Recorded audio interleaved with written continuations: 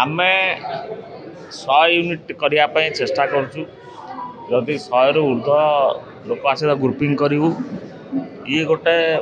आमर अखिल भारतीय योजना अनुजाई आमर हो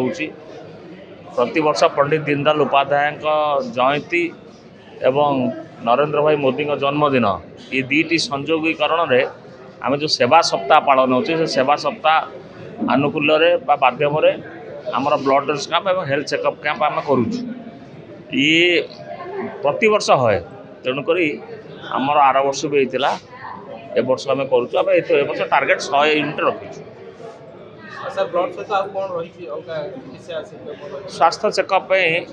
रखीचु वयस्क लोग चेकअप कर देखुं जो रेफर